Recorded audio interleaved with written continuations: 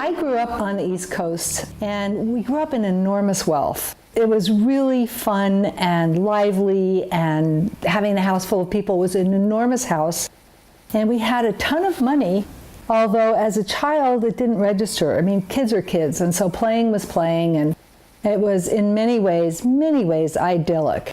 I wasn't really aware of how wealthy we were until I got pretty much in junior high. As I got older, I went to high school and would have friends come home, and they would really be sort of put off. Not only did we have a huge house, there were 13 bedrooms, not including the staff rooms.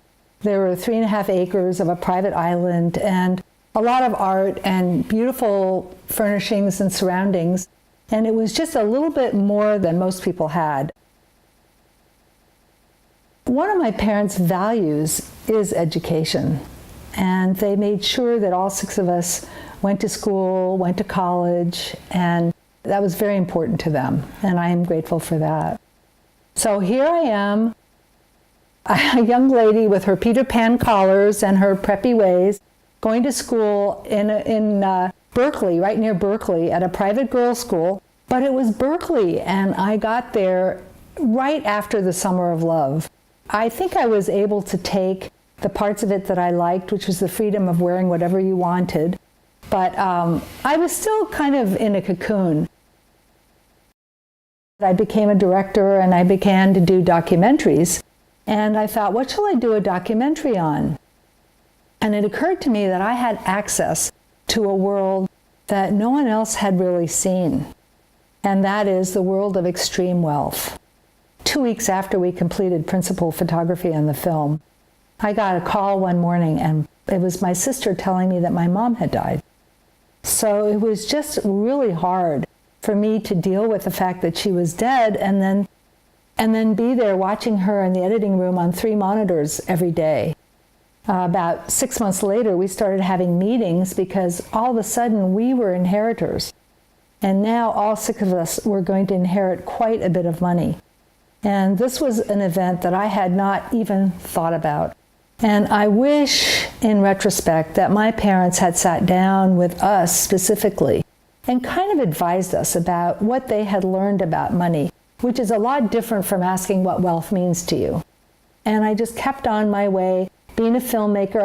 It was able to support me to be a filmmaker, and later on to be an at-home mom, so I didn't have to work.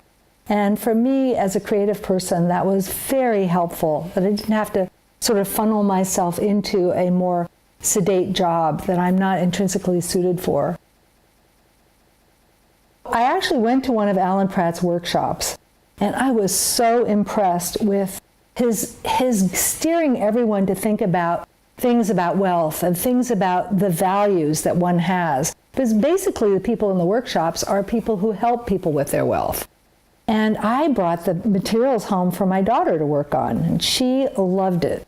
She absolutely loved it because her heart lies with helping the world, however that is. She has almost always worked for nonprofits. So after she and I went through the worksheet, I said, well, I'd like to work with Alan. And so I met with Alan, and Alan sat down with his sort of X-ray vision, and he explained it all to me, and we looked over what I had, and he said, you know, what you have is just fine.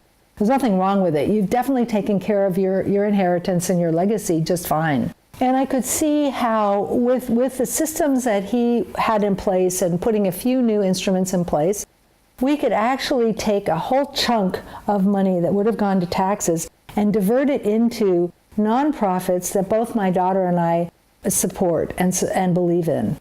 So that's exactly what we've done. And I just couldn't be happier. I feel as though I'm doing my part in making the world a better place. And I love that we included my daughter. I love the transparency. And now that she's getting married in a year, we will include her husband. The other thing that Alan did was he brought together my advisors. So up to this point, I had an investment advisor in New York, an attorney in Connecticut, and a CPA and an attorney here in Washington.